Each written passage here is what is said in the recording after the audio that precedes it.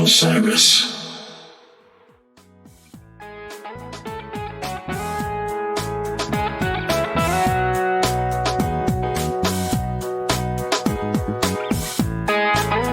What's going on, everybody? This is The Drop. It's been a minute, but we are back, and we are back partially thanks to our friends at CashorTrade, the world's only social network where fans buy, sell, and trade tickets at face value. They're great supporters of Osiris and great friends of mine, and we decided to bring The Drop back partially to help get the word out about what they're up to, but also to tell you all what we're up to and to share some special content. And today I'm going to share my interview that I did just last night with Tom Hamilton at the Ardmore Music Hall before his show with the band More. Of course, Tom Hamilton is of J-Rad, Brothers Past, Ghostlight, American Babies, More, and more. Tom's awesome. He's hilarious. He's a great storyteller. And so we're going to bring that to you in just a minute. I'll just take a moment to tell you a little bit about what's going on with Osiris. I guess I'll start by saying, if you're going to be in New York City for the Phish shows, come hang out with us on the 29th. We will be doing a pre-show hang before the Dude of Life band plays, and that's going to be at Hill Country on the 29th. We're going to do an HF Pod recap. Megan and I and our special guest, Benji Eisen, and I think probably Mike Greenhouse from Relics as well. So those two guys and us will be recapping the 28th, and then the Dude of Life will be interviewed, and then the Dude of Life band will be playing. There'll be a bunch of friends there. It'll be a great hang at Hill Country. I'll put the link in the show notes for tickets. That's a big thing we have coming up. And I'll just tell you, we have so many awesome shows and some new shows that people might not be aware of already. If you're a fan of the Dave Matthews Band, which I hope you are, we have The Corner of Gray Street, a podcast that just joined us a couple months ago, and they're doing really interesting stuff. They're recapping shows and of course doing dives into different shows and eras of the Dave Matthews Band. So if you're a Dave Matthews Band fan, please check them out.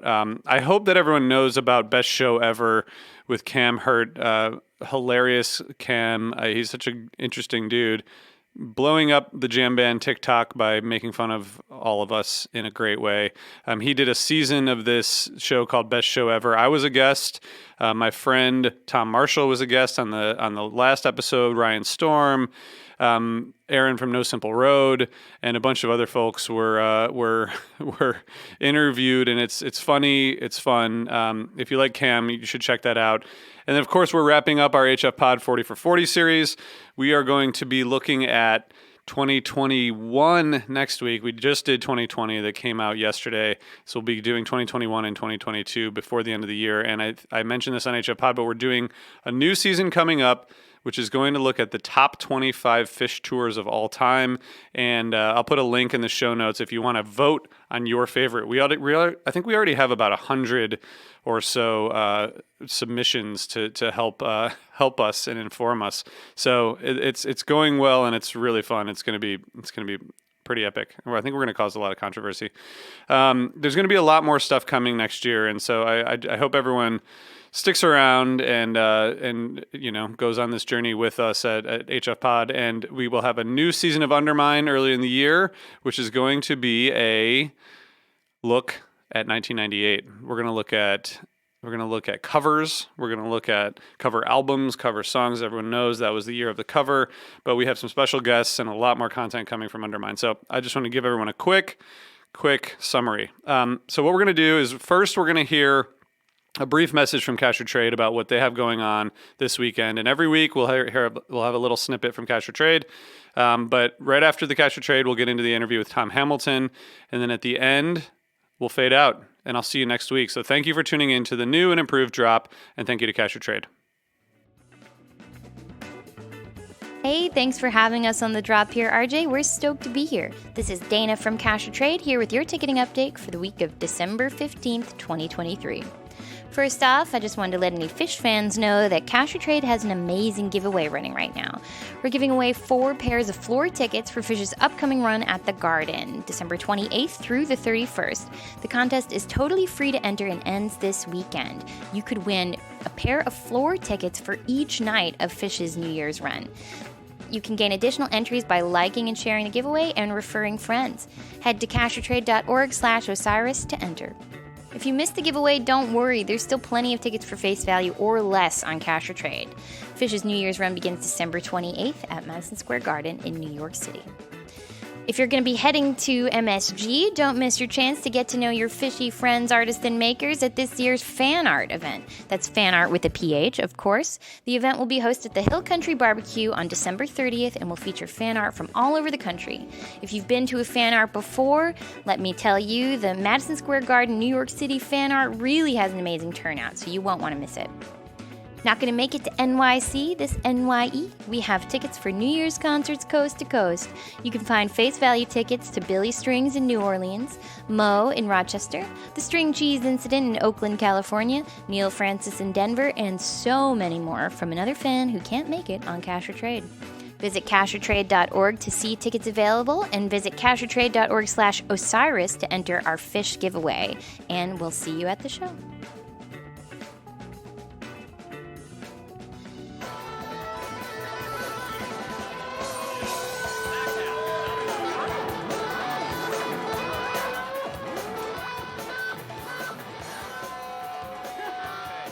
It's gonna be all right.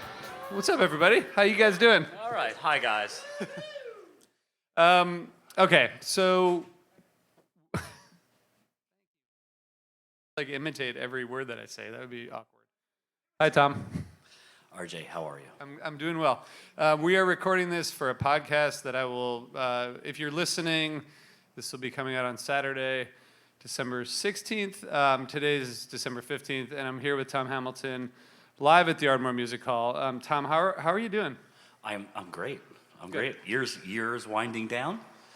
Man, well, I have a lot to say to you, but I first want to say thank you to Von C Brewing, who's here. Thank you, Von C, for sponsoring this. We appreciate you. Thank you, Von C Brewing. I'm drinking a Von C, and I'm going to refer to my notes once because this is extremely important. So they won the gold medal, the gold World Beer Cup medal for the Pilsner that they make, which is very good. And I just learned today that it's based on the Schmitz recipe, which has been brewed in Philly since 1860, which I did not know. So congratulations, Von C, because that's amazing. That is. Has the Hamilton family been in Philly since 1860? No, I'd say the Hamiltons probably.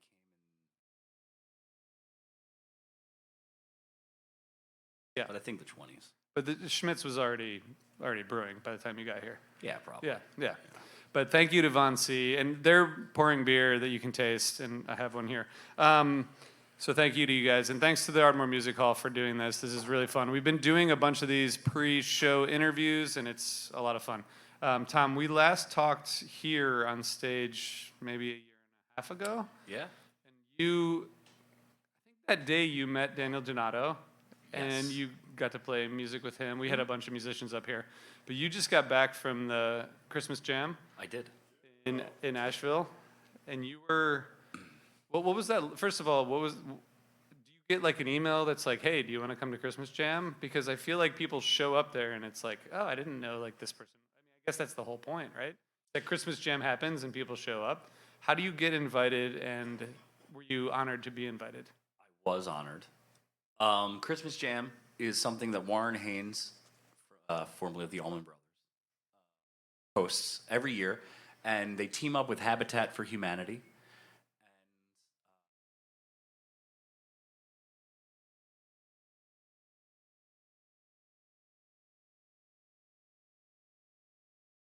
And it's a cool gig. You know, no one gets paid. We're all donating our time, and but you get to like cool people. They always have a pretty great lineup of individuals. I've done it a few times. Kids, I feel like Ghostlight was down there before. The last incarnation. This was, I think Warren reached out to Russo and was like, "Man, you want to come down?" Good impression. I've been working on it. But yeah, it was kind of like do you want to come down and do you have anything you'd like to do? And Joe and I had been in sound checks at JRAD shows recently. We had been playing, the American Babies material that him and I did together, and we were talking about just how much fun we had playing the music, and we kicked around the idea of doing a show here. Schedules are impossible. Breaking news. Well, I mean, nothing. Okay. Yeah, that's still just waiting. Sure. But anyway, so we had been having fun playing that old material. And Warren reached out to Joe. He called me and was like, "Hey, man, would it be fun to just do a trio, like me, him, and my brother, which was like the original version of that band?" And he's like, "Dude, let's do it." Yeah. So that's how the invite happened, and yeah, it was super cool. I mean, it's always like a guitar summit. Yeah, right. And Warren is so cool. He's just such a nice, generous man. He cares about all of us, and I mean, I grew up.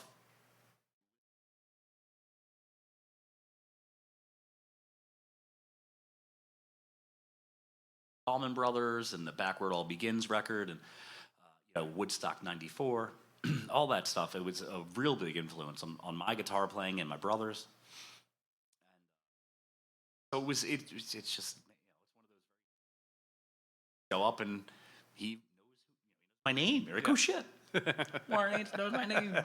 That's fucking nuts. That's pretty awesome. Oh, hey Tommy, how you doing? I was like, fuck yeah, man. All right, I'm great. Like, I am Tommy. Yeah, Thank you. And yeah, so it's that part of it's never not cool. Yeah. And then there were other, Billy Gibbons from ZZ Top was down there, and Slash, and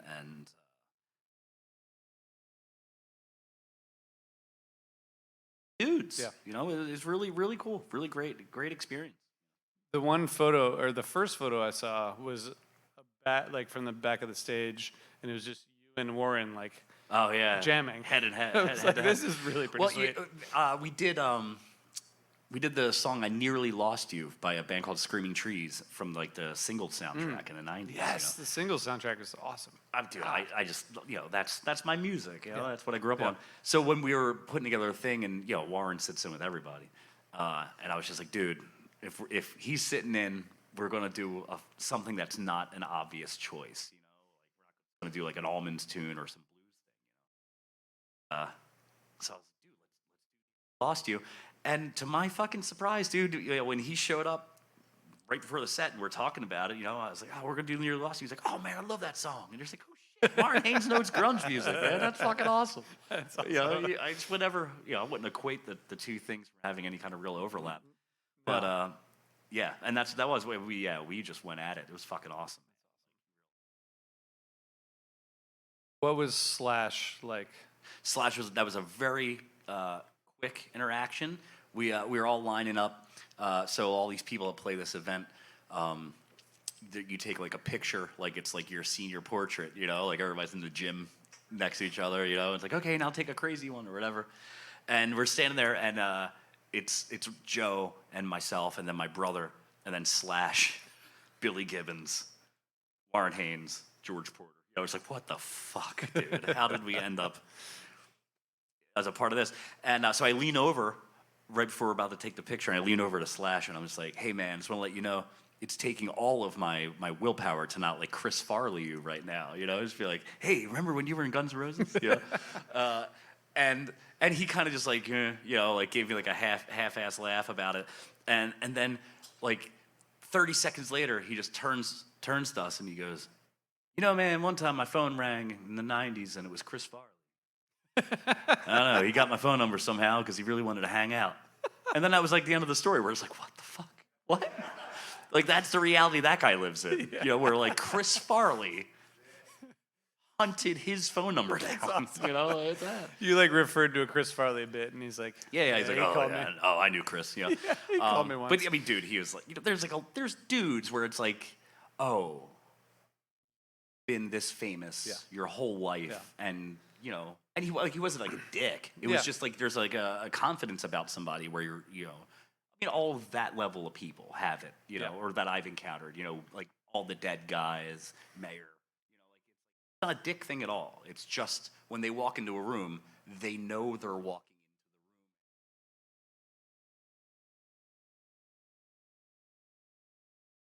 thing, and it's interesting. It's cool. Like fucking yeah, you're Slash. So interesting because I feel like you have that on stage, but not like in real life. Like I feel like when you walk on stage, you have that. Really It's like, though, man. yeah, but in a very in the same way that like you know that you're there to do the thing that you were brought there to do, and you have no like you're not lacking in like can I do this or not, which I really appreciate. Yeah. But off stage, you're like I'll- you're like a dude from Philly who's humble about his playing, but on stage you have a Yeah, I get you know. Do you see that or no? No, I mean it's been pointed out. No, I have I still have. I mean I've always had very bad anxiety. When I was younger, playing in this fucking place. You know, I grew up. My dad had a band. He had a cover band when I was a kid, and my brother played with him. And you know, and I'd see how those guys were, and how they talk to people, and they're both so genuinely care to connect when they talk to people. It's, I'm scared of everybody. I just assume nobody wants to talk to me or gives a fuck or whatever. Or if they do, they're going to probably yell at me, you know, or something. And, but for in my 20s, I'd say up until I was probably like in my early 30s, the first 30 minutes of every concert I ever played was me trying. You know, like I'm serious, dude. I mean, that's like I would be like, oh, this is going to be embarrassing. You know, like that's what I think would think all the time. And then, you know, you but have anxiety. When I talk to them, I always say the same thing. It doesn't go away. You just get better at it. You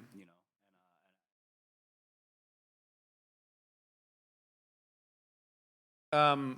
Because I feel like you are when I see you play, which is I don't know. I tried to remember the number of bands that you've played in that I've seen, and I can't keep track.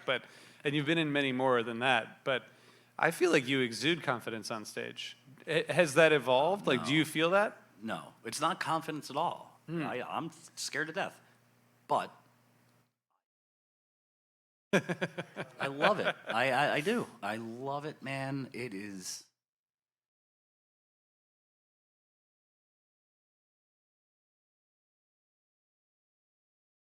I get to just be who I am unapologetically. I feel like I'm always kind of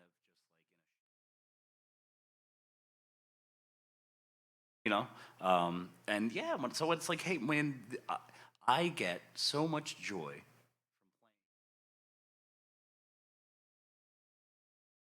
from playing. Like I don't subscribe to the too cool for whatever. I move around and it all happens because that's just what happens to me when I play. I feel like, well, there's a lot of directions to go because I have a lot of questions, but I feel like J-Rad specifically, all of you guys are similar in person in that you're like, maybe exactly how you describe it. Like, you come on stage and you're excited to play, but like in interpersonal, like nobody's like, I'm like the baddest ass musician. It's just like, I'm really humbled to be playing music. Yeah, man, but there's no bullshit. Yeah, there's no bullshit. There's no reason for it. That band especially, because we've all known each other for so long, and we would know. We would know if somebody's being full of shit. Right. We're like, all right, bro. Right. Like you wouldn't have someone be part of that group who wasn't authentic. No, man. It is solely about the hang. That's the most important thing. I mean, for me, in all of my musical projects, I've learned a lot from J-Rad. The the reason that band can do what it does off stage, when the five of us are just hanging out without instruments, just as funny as when we're on stage. You know, we're still just taking the piss out of each other, and we're going down memory lane or whatever it is. We have a very open line of communication, and I think with actually improvise, you know, like get the fuck out there. You know, it's your connection. You can tell when a band is our friends. We're not. You know? And it's like you listen to Fish in 2008 or whenever that weird middle period was, right? And you're like, oh. You know, or the Dead in the late 90s or the early 80s when it's like not communicating. One unit, you know, it's and that's just life happening. You can't have a band or a career that long and not have down periods. That's just the way it works. You know, right. That's part of the arc. Yeah, it's just life happening. But you know, maintaining that thing of communication or maintaining a standard of priority. Yeah. You know, of it being like, look, man, at the end of the day, what's the more important thing?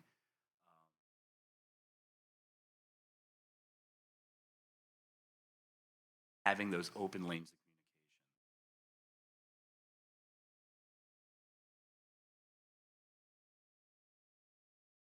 Whatever, like there's so many fucking variables, right? You just shuffle the deck of variables. But you know, so it's just the thing of like, you know, keeping communication together. And you know, I had a recording session last night. I've been making this record. I have this group of dudes that, you know, it's not a band. You know, it's not a thing where we all know each other and have for years. It's a group of men that I assembled to make a recording. And the song that we were working on, it's a long track. It's like this, like 6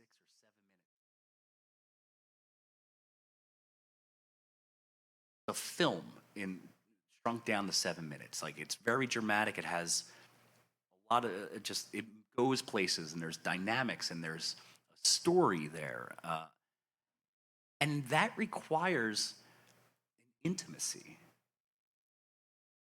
vulnerability, and let yourself feel shit that you're not used to feeling, or like we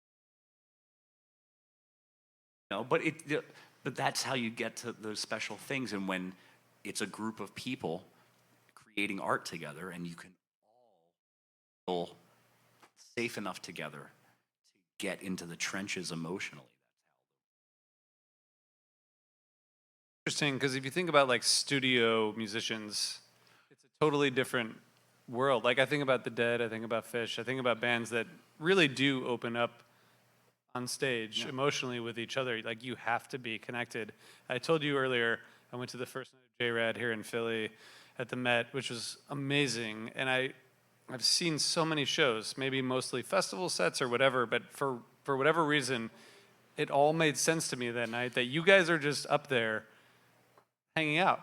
And then sometimes you play Grateful Dead songs. Like when people are like, it's a Grateful Dead cover band, you're like, it's definitely not.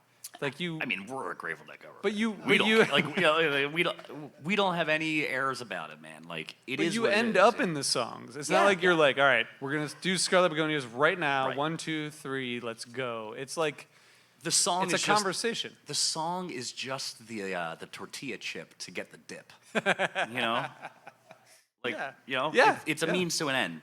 You know, like the song gets us to the point where we can then say, all right, we'll take it from here, boys. Yeah. You know, and then we get to create. And I mean, we are 5 dudes that played original music most of our careers. Yeah. And that we're cool with doing this Grateful Dead cover band is the fact that 5% of a night. Yeah. You know, and the rest of it is us trying to treat a catalog with the respect. You know, be a Civil War reenactor. Right. You know, like it's like let's go out and just hey, But we're gonna do what we do in our Yeah. dumb fucking way because right. we are just like a bunch of Right, idiots. and you're like you're Jerry and you're Bob. yeah, and no, you're, man, yeah, you know, that's you guys just are silly. just, we you know. don't need to do that. You know? It's But the conversations are so good, and I can hear in the music sometimes. I can hear you and Dave, or you and Scott. Like you can hear little like it's conversation. passages Yeah. between each other, and I think that's a really interesting way to approach music because that's how the Dead approached it too. Right. But that's how every improviser approach. You know, it's the Yeah. thing. Like if you're just a boring fucking person that can't have a conversation with a stranger, Yeah. right? Well, then Yeah. what do you're going that's how you're going to play too. right, You right. know what I mean? Like Yeah. it's like if you could just talk to somebody, right? Hey, what's your name? Cool. Yeah. What do you do? What are your parents like? Where are Yeah. you from? What are you into? What was your high school girlfriend like? Whatever the fuck it is. It's easy to talk to people if you just genuinely care. Yeah. Well, do the same fucking thing with an instrument. Yeah. You know, Yeah. just genuinely care. Care about what they're saying and don't just wait for your turn to talk. Yeah. Take what they're saying, listen to it, process it, and then Yeah. that's the That's amazing. I appreciate that. I hear that so much in the music that I've heard. Tell us about this band. What Because you were this band. Oh, more. Yeah, Because sure. first of all, like I mentioned earlier, I was trying to like count the number of bands you've been affiliated with. Then I was asking you, I was like, is this like fast but not? And Well, like, yeah, So, so- tell us how all these people ended up on this stage. So the other guitar player is my brother, Yep. Jim, and the bass player is Joe D'Amico, and the three of us all grew up not far from here in Overbrook in West Philadelphia. I thought you were from like further, like I thought you were from South Philly or like somewhere in the city. So you're I grew up from in West Philly. wow, amazing. Okay, so you guys started playing music together when? I mean, my brother and I started playing music Yeah. when I was 12. Yeah. We started playing at the so this place was the 23 East Cabaret. Yeah. My first show ever was at the Chestnut Cabaret, which was the Blockley. That was my first show in 1991. 1991. And we played there, and I remember that Fish either had just played there or was going to play Yeah. there. And one of the guys that was there playing with pointed it out. I didn't know who Fish was. 91, whatever. Yeah. Um, And the stage was there. stage was over there at this place, yeah. But anyway, so my brother and I, and then Joe, Joe's dad was actually the music teacher at our grade school. Had taught Jim and I music. And then we started a band, and it was called Brothers Past. And then we met Tom McKee, the keyboard player, at a gig at Cabrini College in 1998. And then we did the thing. We like regionally we played and Yeah. we wrote tunes. Like we started out as a bunch of 16 or 17-year-olds playing covers, and then we were like, fuck that, let's write our own stuff. And then we got into writing and we started to play, and then it just kind of wasn't the path for some people. So some guys left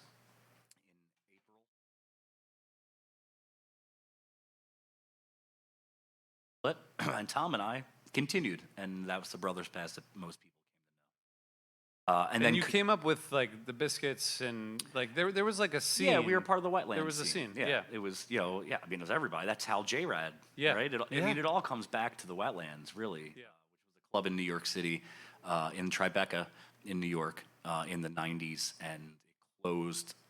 9/11 basically closed it. But that's where Metzger played there, with Rana. Yeah. Joe was there with Fat Mama. Drywitz played. Probably a bunch of other things Yeah. too. Marco had a band called the Jazz Farmers. Oh man. What I a know about the tough- Jazz what Farmers. a tough name that is. About the Jazz Farmers. Berkeley, yeah. Yeah. And then I had Brothers Past, yeah, and that's how we all, Crazy. but also it was Mo and Yeah. I met those guys there, and Kraz was Soul Live, and the New Deal and Sector 9 and Lake Trout, fucking Lake Trout. Man. Wow. What a great band. So we all came out of That was the thing, spot. Yeah, that was it. The Slip, with the Bar Brothers. And, yeah. So anyway, pardon me. Fast forward a shitload of years. It's during the pandemic. And right before everything shut down, the original drummer of Brothers gave me this box of tapes of all these old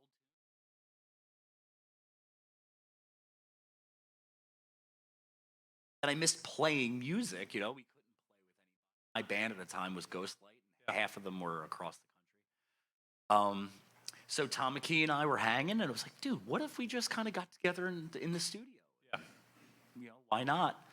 And we When was that? The early 2021? This or was like 2020. Yeah, 2020. this was like the summer, I think. And the original drummer didn't keep up playing. So it was like, all right, it would be a bit of a slog if we tried to get him. But fortunately for us, but unfortunately for him, Scotty Zwang had him and his relationship at the time ended, and he was living at my house. Well, dude, I got a drummer. I got a drummer in my house. We could, Scott's an incredible drummer, a great improviser, and he's just a great get together with and do it with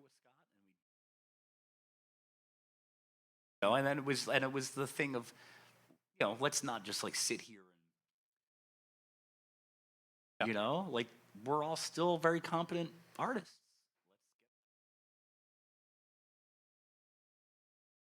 So I know that you guys have been playing shows since the beginning of this year. Yeah.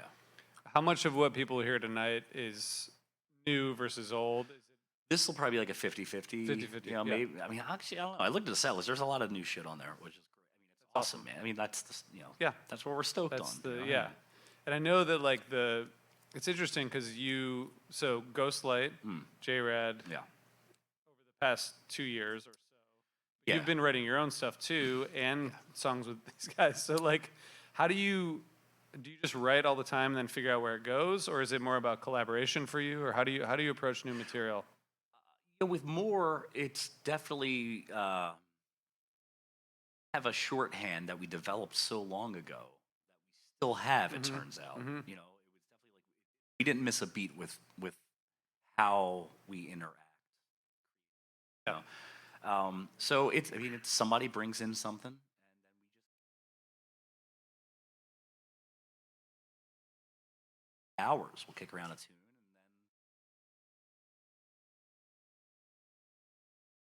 and I have a studio, so we just kind of it's very collaborative, and then the other stuff, I mean, I was saying before about the like anxiety thing and just like mental health stuff. The only our age didn't really come up so easily spoken about and dealt with. The stigma is a thing. Or so my coping mechanism that I developed.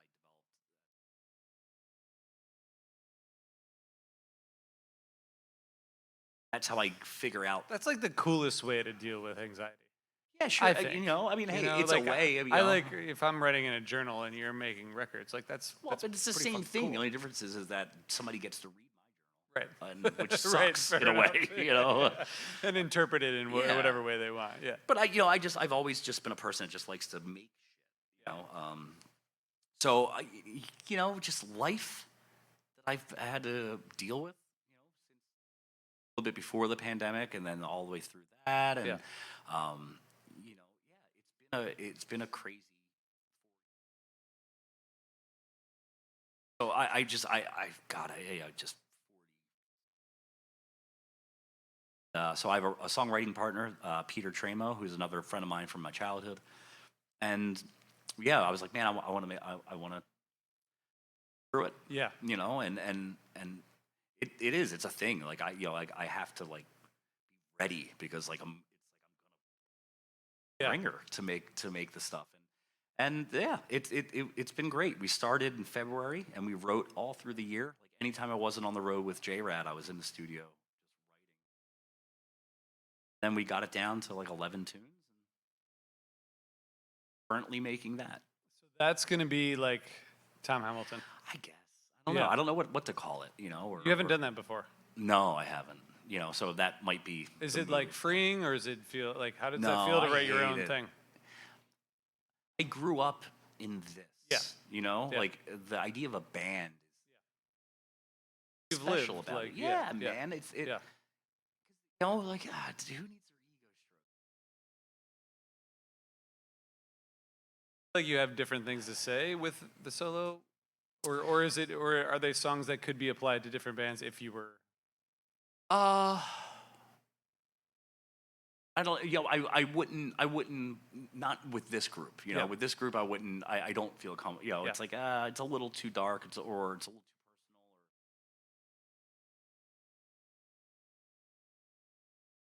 Yeah, it's just like I said. It's like I'm making it for me. You know, like you know, it's like I'm making a record that I wish I had. Yeah. You know, When is that? When is that going to be done? It'll be out next year. You know, Awesome. probably like Congrats. summer. Thanks. That's another thing to add to your list.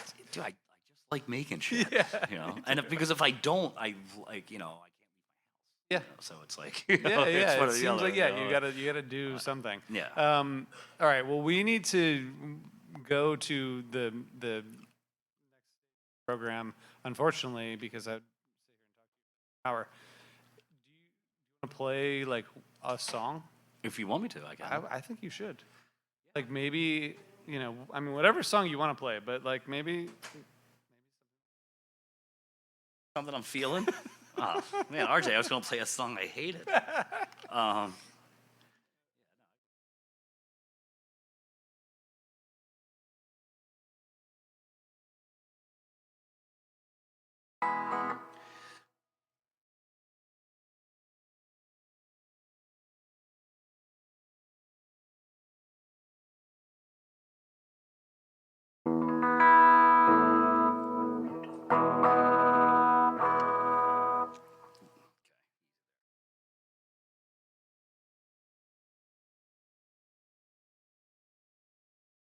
Okay, I'll play this song. My dad is a very funny dude, and he just always has funny ways of putting shit. Ever since I was a kid, just he's just a funny dude, and I wrote this song. It's called Jolene, and it's not the Dolly Parton tune, which I embarrassingly didn't know. When I wrote it, I was watching Law and Order, and there was like I think it was like a prostitute or something got like murdered, and they were like, yeah, her name was Jolene, and I was like, oh, that's a cool name. I should write a song about it. Like a moron, not knowing about the other tune.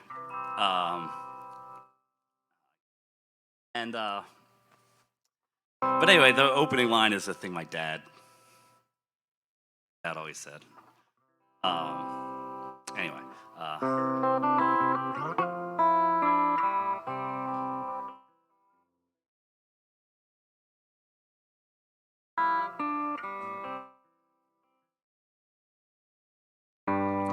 When they knock your dick in the dirt, will you get right up? Will you dust off the hurt? And yeah, it's a hard thing to learn that you're not alright. And we'll struggle our whole lives just to get by. Oh, Jolene, I think we got dealt the shit hand.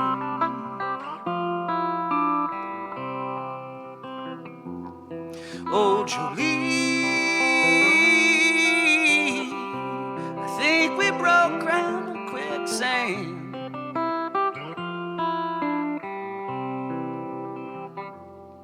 So we sit and we pray, reciting words our mama said. We sit and we pray, reciting words that don't make sense. And yeah, it's a hard thing to learn that you can see right through me. And we're selling the same lies just to get by. Oh, Jolene,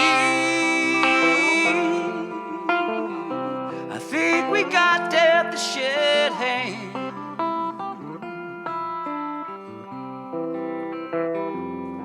Oh, Jolene, I think we broke ground on quicksand.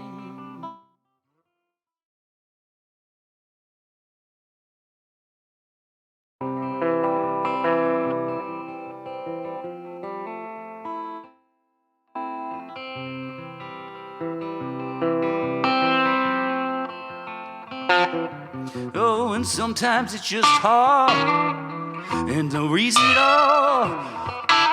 That much is clear.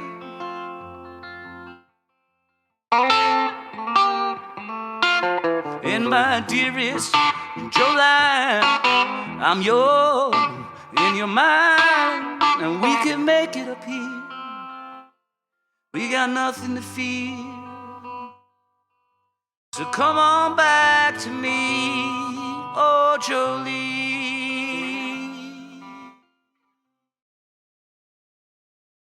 oh Jolene, oh Jolene. I think we got death to shed hand.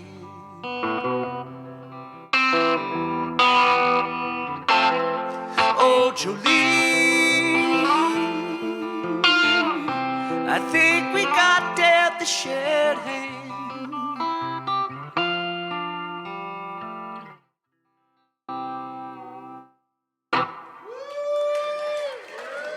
Thank you, guys. Thank you so much, Tom. This was really fun. Stay tuned. We have an opener, We have an opener, and then we have more. and then we have more. Thank you, Tom. Thank this you, was RJ. awesome. I appreciate it. it. Thank you guys for coming early and giving Thank us you shit. guys for coming out. You. Appreciate it. And thank you to the Ardmore Music Hall. Appreciate it.